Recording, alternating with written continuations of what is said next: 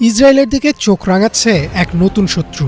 দেশটির উত্তরাঞ্চলে bird floor প্রাদুর্ভাব নতুন করে উদ্বেগ তৈরি করেছে। উত্তরের জেজরিল ভ্যালি এলাকায় অবস্থিত একটি বাণিজ্যিক হাঁসের খামারে উচ্চ মাত্রায় সংক্রামক বার্ড ফ্লু শনাক্ত হয়েছে। খামারটিতে কয়েকদিনের মধ্যে অস্বাভাবিকভাবে হাঁস মারা যেতে শুরু করলে পরীক্ষার মাধ্যমে ভাইরাসটির উপস্থিতি নিশ্চিত করা হয়। আর এরপর থেকেই অদৃশ্য এই শত্রুর ভয়ে কাবু দেশের জনগণ।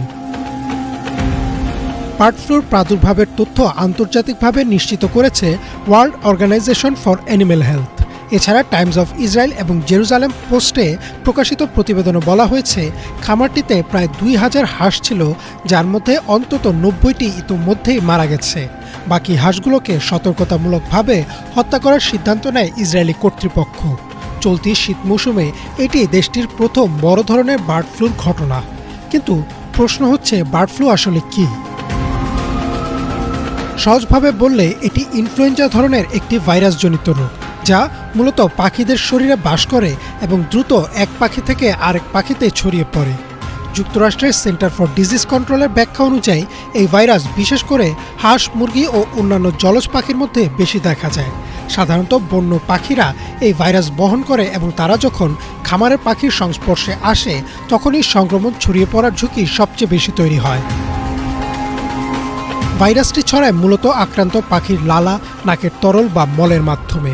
খামারের মেঝে, পানির পাত্র কিংবা খাবারের মাধ্যমে অন্য পাখিও সহজে সংক্রামিত হতে পারে।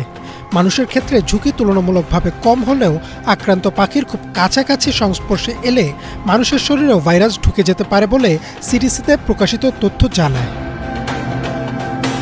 মানুষ বার্ড ফ্লু আক্রান্ত হলে সাধারণত জ্বর, কাশি, গলা ব্যথা, শরীর ব্যথা, চোখ লাল হয়ে যাওয়া এবং তীব্র দুর্বলতা দেখা দিতে পারে।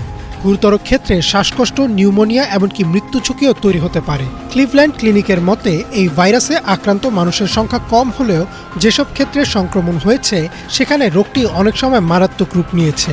আর সবচেয়ে বড় দুশ্চিন্তার বিষয় হলো, এই রোগের জন্য এখনও কোনো নির্দিষ্ট ভ্যাকসিন নেই। তবে চিকিৎসকরা বলছেন, সময়মতো অ্যান্টিভাইরাল ওষুধ দিলে রোগের জটিলতা কমানো সম্ভব। সবচেয়ে গুরুত্বপূর্ণ হলো দ্রুত শনাক্তকরণ এবং আক্রান্তদের আলাদা রাখা। বিশেষজ্ঞদের মতে, বর্তমান পরিস্থিতিতে ইসরায়েলের করণীয় হবে খামার এলাকায় কঠোর কোয়ারেন্টাইন বজায় রাখা, পোলট্রি খামারের নিরাপত্তা ব্যবস্থা জোরদার করা, বন্য পাখির চলাচল নজরদারিতে রাখা এবং সাধারণ মানুষকে সচেতন করা। আক্রান্ত বা মৃত পাখির সংস্পর্শ এড়িয়ে চলা, ডিম ও মাংস ভালোভাবে রান্না করে খাওয়া এবং সন্দেহজনক উপসর্গ দেখা দিলে দ্রুত চিকিৎসকের শরণাপন্ন হওয়াই হতে পারে বড় বিপদ এড়ানোর উপায়। রয়টার্সের বিশ্লেষণে বলা হয়েছে, এসব ব্যবস্থা না নিলে ভাইরাসটি বড় আকারের প্রাণী স্বাস্থ্য সংকটে রূপ নিতে পারে, যা পরোক্ষভাবে মানুষের জীবন ও খাদ্য নিরাপত্তাকেও ঝুঁকির মুখে ফেলবে। তবে এই বৈজ্ঞানিক ব্যাখ্যার বাইরে গিয়ে অনেকের মনে আরেকটি প্রশ্ন ঘুরপাক খাচ্ছে। গাজায় ইসরায়েলি হামলায় হাজার হাজার নিরীহ মানুষ, নারী ও শিশু নিহত হওয়ার প্রেক্ষাপটে কেউ কেউ প্রশ্ন তুলেছেন, এই বার্ড ফ্লুর প্রাদুর্ভাব কি নিছকে একটি প্রাকৃতিক ঘটনা, নাকি প্রকৃতির কোনো নীরব প্রতিক্রিয়া? ইসরায়েল যে সহিংসতার পথে হেঁটেছে তার কি কোনো জবাব দিচ্ছে প্রকৃতি নিজেই? এই প্রশ্নের উত্তরও খুঁজছেন অনেকেই। ইমরান মাহমুদ, বাংলা ভিশন।